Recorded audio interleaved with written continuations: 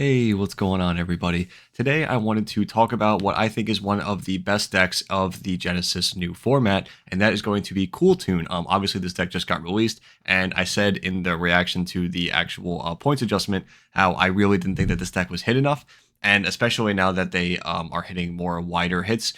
The single interruption hand traps against Cool Tune don't do a lot. It can be very annoying, so it's kind of worrisome. And I really think this is going to be one of the best decks of the format. I think it's like fairly obvious to most people, but I just kind of want to show you why it's one of the best decks of the format. So I'm going to show you guys a deck list, a couple combos that are very simple, just so you guys get a gist of why I think it's so good.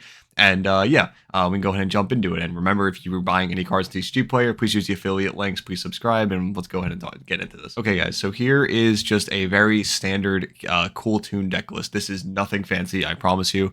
I kept this as simple as possible. So we have 3 copies of Cool Tune Mix, 3 Clip, 3 Q.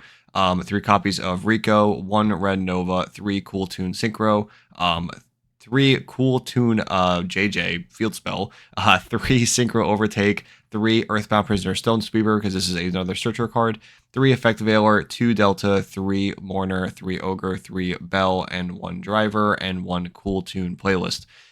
For the side, very generic stuff still. Gamma Seal, Dark Ruler, Ultimate Slayer, Twin Twister, because you want to go a little bit wider. 3 copies of Gravity Collapse, because this card is still 0 points, so this is disgusting if you can resolve it.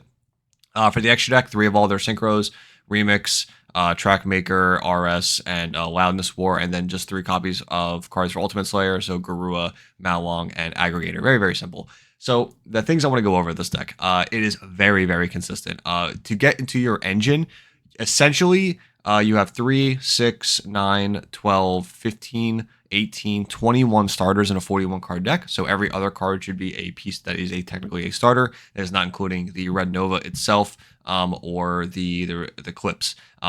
Insane the fact that you have that many starters in this deck. Clip also doubles as a hand trap to be able to synchro from the hand on turn 0 to possibly be able to get a form of interruption by going into your Killer Tune synchros. So again, think of this as another copy of a hand trap, which is insane, and gets you a play on turn 1. And the other thing is that this deck plays under Nibiru extremely well. That is the part that really, really worries me, because the way that the format is developing, it seems to be that a lot of like single interruption hand traps are going to be played, if not board breakers.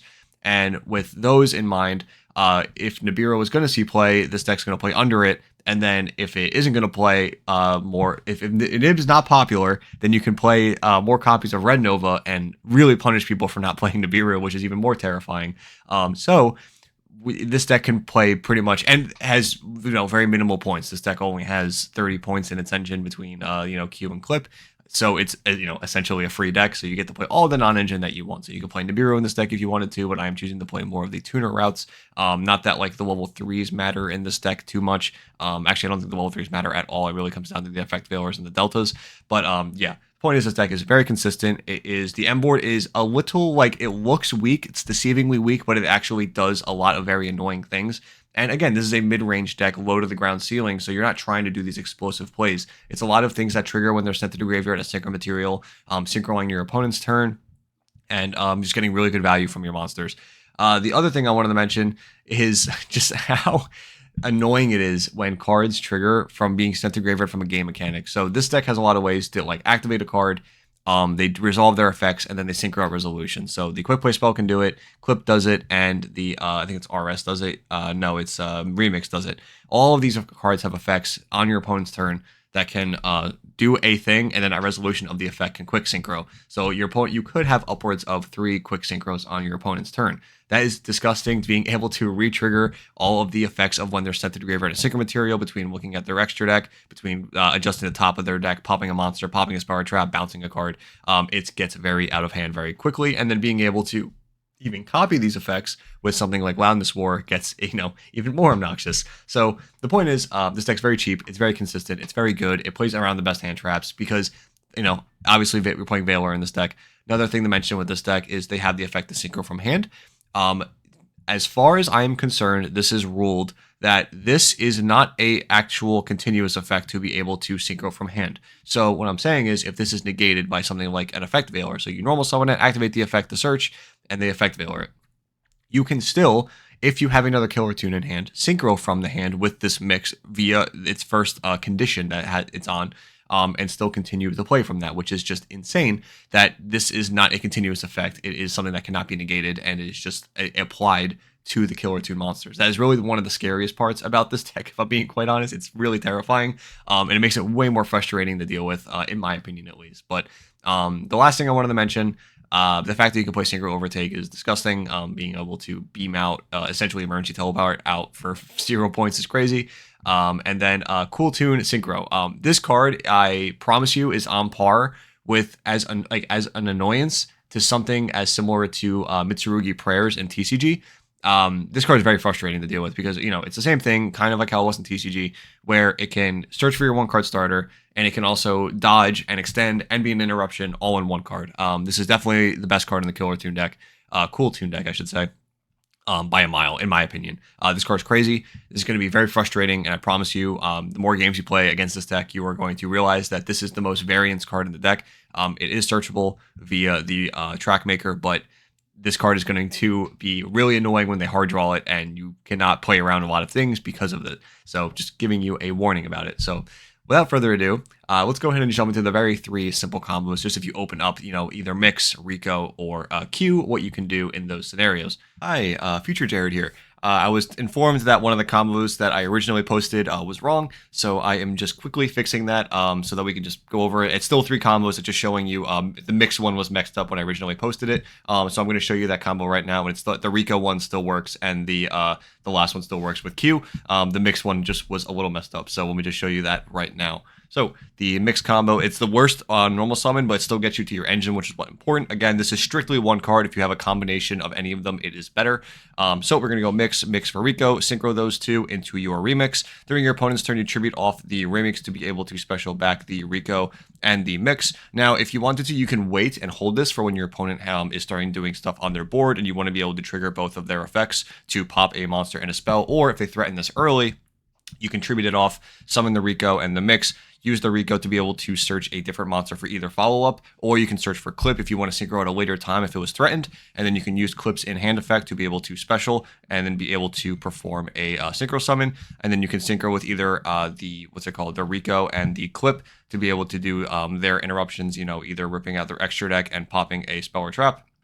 Or you can use the Clip to synchro and use the Rico and the mix now, rather than before, to summon out the RS to still have the negate, the spell pop, and the monster pop. Yeah, that's going to be it. I just wanted to redo that combo so that the people don't accidentally cheat. That's all. So again, that's the 1 mix line. It's definitely the worst summon out of the 3, but it is definitely still very strong because again, you have 4 other cards in your hand. All right, back to the normal video now, and the next combo should be the Rico normal summon. So we're gonna go Rico effect to be able to add mix. So as you can see, it's the opposite.